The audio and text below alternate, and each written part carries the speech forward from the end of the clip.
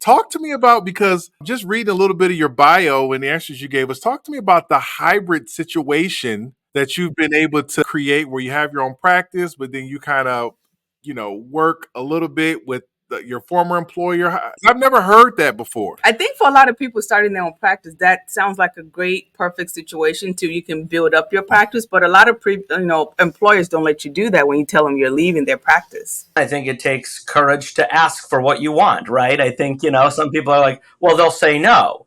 And so some people don't even ask the question. So I gathered my strength together and I asked them politely. And the clinic that I work at with my former employer is 50 miles away from my office. So there's no competition between us. So there's that. Plus, I was fortunate enough to have such a great relationship with my former employer. I believe, there's a situation where it's probably easier to keep someone like me than to fill that spot again and having turnover with physicians. So I really was able to do a hybrid model where I stayed on at that office that's very far away.